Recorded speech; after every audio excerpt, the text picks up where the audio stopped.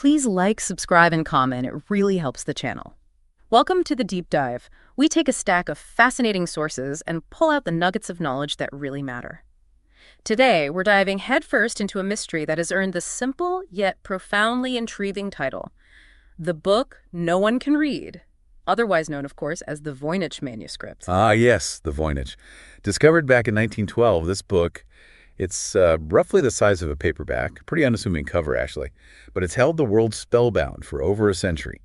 Inside, the pages contain this script unlike any ever seen, sort of looping and elegant, mixed with illustrations that seem plucked straight from a dream. A very bizarre dream, you might say. Definitely bizarre, yes. And baffling is almost putting it mildly, isn't it? This manuscript, it stood defiant against, well, everyone. Top cryptographers, seasoned linguists, meticulous historians. Even the legendary codebreakers from World War II, the ones who tackled enigma. And Cold War analysts, too. They all tried. And failed. Which is why this deep dive is specifically for you, someone who, enjoys getting knowledge quickly but thoroughly, appreciates looking at things from different angles, and loves those aha moments without feeling completely buried under information. Right. So we've compiled excerpts from various sources that we're calling pasted text for this dive. These detail the manuscript's discovery, its peculiar contents, the huge range of theories trying to explain it, and all those persistent efforts to unlock its secrets. Our goal today is really to explore the most intriguing parts of this literary enigma, carefully trying to separate what we actually know from the compelling speculation that surrounds it. Okay, so let's start right at the beginning. The discovery. This whole mystery surfaces in 1912 with Wilfrid Voynich. He's a fascinating figure himself, wasn't he? A Polish revolutionary turned rare book dealer. Quite the background, yeah. He had a real eye for the obscure. And he stumbled upon this manuscript while looking through the archives of a Jesuit college near Rome. It was apparently just tucked away in this old wooden chest, among other neglected documents. Just lying there waiting. Exactly. And what he found inside was, well, truly extraordinary. Over 200 vellum pages filled with this completely unknown flowing script. And alongside it, these illustrations that are just otherworldly. You mentioned bizarre dreams. What kind of illustrations are we talking about? Imagine depictions of naked women bathing in these vibrant green pools, all connected by this complex network of pipes. Plants that look almost familiar but then have impossible structures, weird loops and roots. And astronomical diagrams, too. Yes, strange astronomical diagrams that seem to chart a cosmos operating under completely different rules than ours. Star charts, zodiac wheels, but all off somehow. Wow. Okay, so it immediately raises so many questions. Was it a code? Some kind of lost medical text? Maybe alchemy? Voynich himself, he initially thought it might be the work of Roger Bacon, the 13th century scholar. That was a popular idea for a while. But that's been debunked now, right? Yes. Later analysis, particularly the carbon dating, definitively ruled that out. Bacon lived far too early. So after Voynich died, what happened to it? It passed through a few different hands, eventually being donated to Yale University's Beinecke Rare Book and Manuscript Library in 1969. And that's where it is now, carefully preserved as Manuscript 408. And modern science has weighed in. It has. And this gives us some solid ground. Carbon dating of the vellum itself, the pages, places its creation pretty firmly in the early 15th century, somewhere between 1404 and 1438. Okay, so definitely medieval, not a modern fake. Exactly. An analysis of the inks and pigments used, they're all consistent with materials commonly available in Europe during that period.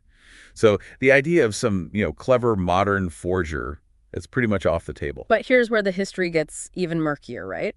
It didn't just appear in that Jesuit college. There's a letter. Ah, yes, the Morsi letter. Found tucked within the manuscript's pages, dated 1666. It was addressed to Athanasius Kircher, a really prominent Jesuit scholar known for his work on ancient languages and trying to decipher things. And what did the letter say? It mentions that the manuscript had once belonged to Emperor Rudolf II. He reigned from 1576 to 1612. Big collector of curiosities, very interested in the occult and alchemy. Apparently, Rudolf bought it for a huge sum, 600 gold ducats. 600 ducats? Why so much? Because he also believed it might be the work of Roger Bacon. That provenance, even if wrong, clearly added to its value and mystery. Okay, so Rudolf II had it. Then what? How did it get from a Holy Roman Emperor to a Jesuit college chest centuries later? And that's the million-dollar question, isn't it? Yep. As our source material points out, the historical trail just goes cold. There's this huge unexplained gap between Emperor Rudolf II owning it around 1600 and it turning up with the Jesuits, eventually found by Voynich in 1912. We just don't know how it got to the Villa Mondragone. That silence is deafening. It fuels all sorts of speculation, naturally. Absolutely. Was it hidden, suppressed knowledge, maybe something related to forbidden medicine or esoteric rituals, medical alchemy, secret societies? You name it, the theory probably exists. Was it deliberately kept hidden? Or just lost, like so many old documents, only to be rediscovered? Maybe it was never meant for public eyes at all. It's hard to say. The source material uses this great analogy. It calls the manuscript a ghost ship, just drifting silently through history, completely untouched by our understanding. Its journey is as much an enigma as the text itself. So that brings us squarely to the text, the script, the heart of the mystery. What is it? Code?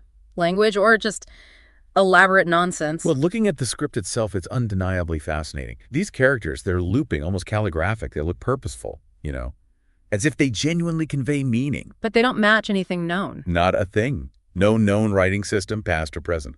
This unique script, often called Voynichese, seems to use a fairly small alphabet, maybe 20 to 25 distinct characters. It's written consistently left to right across the pages. And it's quite substantial, isn't it? Not just a few scribbled notes. Oh, absolutely. We're talking over 170,000 individual glyphs, forming something like 35,000 words throughout the manuscript. And there are patterns within it. It's not just random symbols. Definitely not random.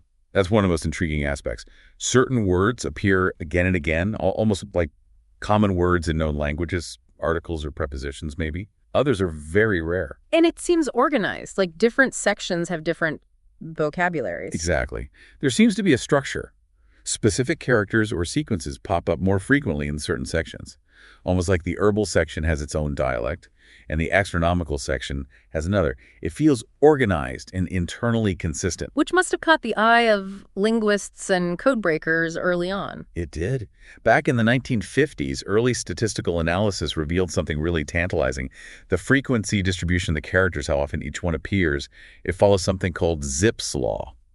Zipf's law? What's that? It's a statistical pattern observed in pretty much all natural human languages. Basically, a few words are extremely common, while most words are very rare. Think the E versus, anti-disestablishmentarianism. Okay, got it. So Voynichese fits that pattern. Surprisingly, yes. Which strongly suggests it might have a genuine linguistic structure underneath. More than that, analysis hinted at context dependency, meaning the words seem to influence what comes next. Another hallmark of real languages. That statistical evidence must have been like waving a red flag at codebreakers, especially during WWII. Absolutely.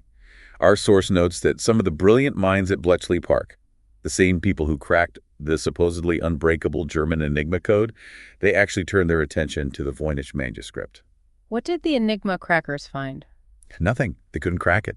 They couldn't find any evidence of the standard encryption methods they knew, simple substitution, transposition, polyalphabetic ciphers. None of it seemed to apply. Wow, if they couldn't do it. It says a lot, doesn't it? And the effort didn't stop there. During the Cold War, intelligence agencies like the NSA and CIA also took a look, partly as a training exercise in cryptanalysis, sharpening their skills. And did the spies have any more luck? Nope. Same result. No breakthrough. And crucially, they couldn't even definitively prove that it was a code in the first place. It resists even being classified. Fast forward to today, we've thrown AI at it, right? We have. In 2019, there was a study using a neural network. The AI suggested the underlying language might be some form of encoded Hebrew. And did that pan out? Not really. When they tried to translate based on that hypothesis, the results were mostly gibberish, vague, grammatically incorrect fragments. Nothing coherent. So, if it's not a known language and standard codes don't work, what else could it be? Well, another strong theory is that it's a constructed language, or a conlang, something entirely invented like Tolkien's Elvish or Star Trek's Klingon. Made up from scratch. Exactly. And if that's the case without some kind of key or Rosetta Stone with parallel text in a known language, well, decipherment becomes incredibly difficult, maybe even impossible. Okay, but then there's the elephant in the room. Could it all just be a fake, an elaborate hoax? That theory is always there. The idea is that it was just a meticulously crafted gibberish designed to fool a wealthy, curious patron, like Emperor Rudolph II. He was known to spend fortunes on unusual items. It seems plausible, especially back then. It does, but the statistical consistency we talked about earlier, the Zipfian distribution, the internal structure, that's a really big hurdle for the hoax theory. How so? Think about it. To maintain that level of structured, language like nonsense across over 200 pages back in the 15th century without computers. That would require an almost unbelievable understanding of linguistics. It would have to be one of the most sophisticated and sustained artistic frauds in history. So we're left wondering, is it trying to tell us something real? Or is the silence, the mystery itself, the whole point? That's the core question. But one thing our sources emphasize: the script shows too much internal logic, too much consistency to be just random scribbling. It was created with intention, whatever that intention was. Okay, let's shift focus a bit to the illustrations, because they're just as baffling as the script, maybe even more so. They seem crucial to understand the purpose, right? Absolutely. Right. They aren't just marginal doodles, they seem integral. And they invite just as many, if not more, interpretations. The plants are a huge part of it, you said, over half the pages. Yes, the botanical or herbal section is the largest. And at first glance, some drawings look almost like real plants. But then you look closer. Then they get weird. They get very weird. Unnatural patterns in the leaves, impossible loops, roots that twist and branch in ways that just don't make botanical sense. Flowers blooming strangely. Have people tried to identify them? Match them to known medieval herbs or plants? Oh, countless times. Botanists, historians of medicine, but there are no definitive matches. Especially the roots. They're consistently bizarre across the manuscript. The level of detail suggests they're meant to represent something specific, but what? Real plants from somewhere unknown. Symbolic representations? Alchemical ingredients, maybe? All those theories are on the table. Are they spiritual metaphors, metaphysical concepts, or just pure fantasy? We don't know. Then there are the astronomical charts, star maps, zodiac signs. Yes, circular diagrams, wheels will look like star maps and zodiacal rings. You can spot some familiar symbols, like maybe Pisces or Sagittarius, but they're often distorted or arranged in completely unfamiliar ways. And there's a big fold-out page. It's a very elaborate one, yeah. Yeah. With multiple nested rings and these radial spokes, almost like a complex cosmic diagram or machine. What could those be charting? Again, speculation runs wild. Lost esoteric astrology systems, maybe linked to Kabbalah or Hermeticism. Some suggest lunar cycles or astrological phases. The wilder theories propose maps of different star systems, even alien cosmology. They feel precise, but they chart a sky we don't recognize. And the figures. The naked women in pools. That sounds particularly strange. It is. They're almost the only human figures depicted, and they're nearly all naked women. The style's a bit naive, maybe amateurish, but consistent. And they're doing what's exactly? They're often shown in groups, bathing in these pools of green or blue liquid, often connected by intricate networks of pipes or tubes. Sometimes they're holding objects like stars or flowers, or seeming clothes in bubbles or strange vessel-like structures. Interpretations must be all over the place for those. Completely. Are they metaphorical? Representing reproduction, fertility, healing rituals, maybe early attempts to illustrate biology, bodily functions, or chemical processes, stages of transmutation, purification, rebirth. The baths and tubes definitely have an alchemical feel to some researchers. But no consensus. Not at all. Just these enigmatic figures frozen in these unknowable activities. Are there other oddities in the illustrations? Definitely. Yeah. Some drawings bear a strange resemblance to microscopic organisms, like cells or amoebas, which is fascinating, given the manuscript predates the invention of the microscope by centuries. So, visions, symbolic art, or just us seeing patterns. Could be any of those. Yeah. Pareidolia, seeing familiar shapes in random patterns, is always a possibility. There are also diagrams that look like complex machines or processes with more pipes, vessels, loops, primitive chemical apparatus, symbolic maps of spiritual journeys. And crucially, no labels, no captions, no key anywhere. Nothing. No explanatory text alongside the images whatsoever, which is highly unusual for scientific or technical manuscripts of that era. It's like the illustrations are the visual heartbeat of the mystery, as the source put it, hinting at something coherent but totally inaccessible. Precisely. A whole worldview, visually represented but locked away. So after looking at the history, the script, the illustrations, what are the main contenders? The leading theories that try to tie it all together? Our source outlines about 6 key ones, right? Yes, 6 main lines of thought. Some more plausible, some more out there. Let's run through them. What's the first one? Theory 1. It's the language of a lost civilization.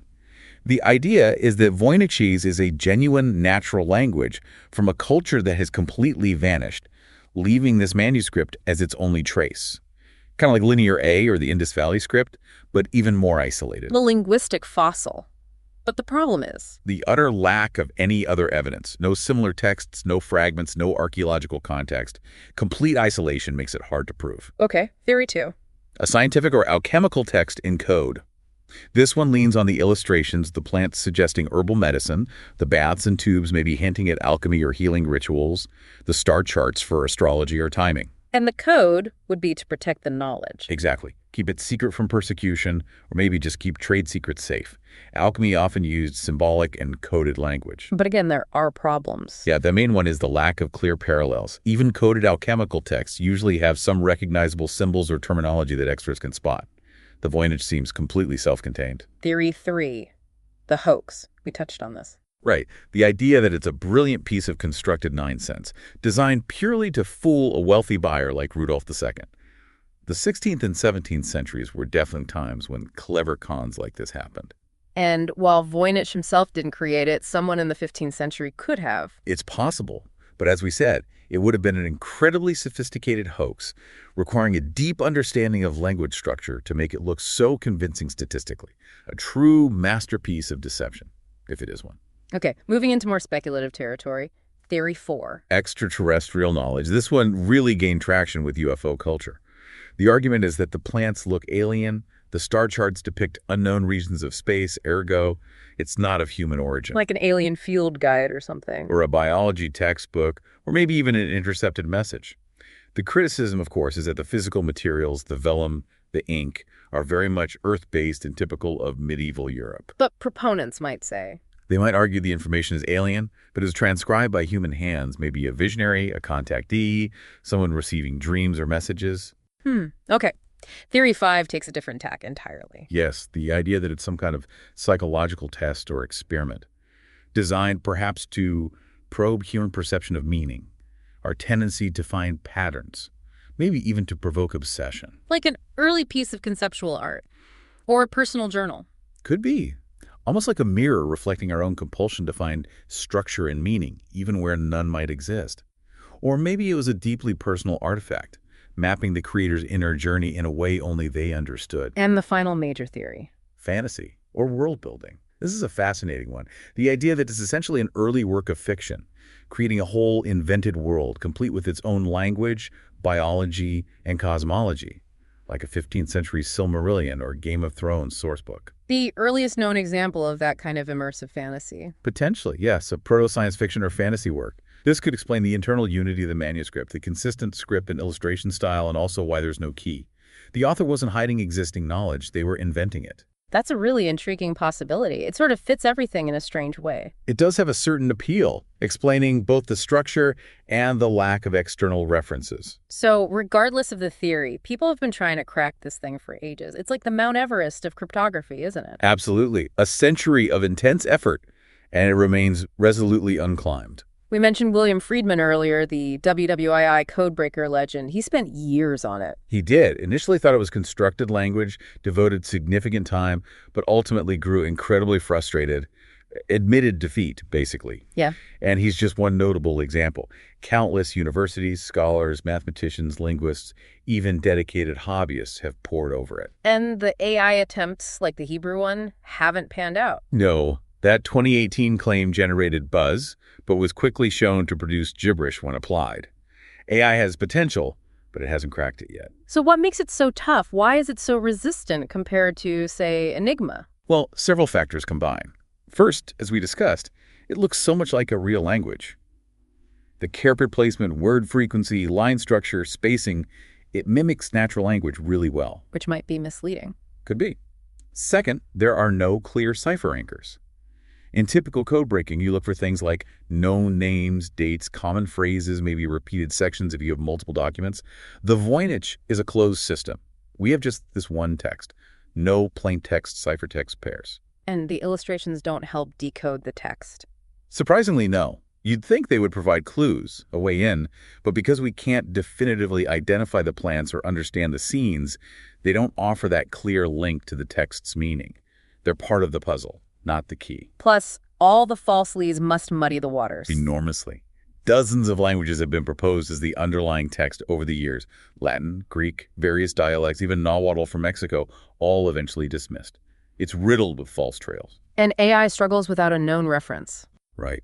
AI pattern recognition is powerful, but without a known language to compare it to, or at least some confirmed plaintext, it's very difficult for algorithms to get a solid foothold. So, given this century of failure, what keeps people hooked? Why do experts still dedicate time to it? I think it's that tantalizing structure.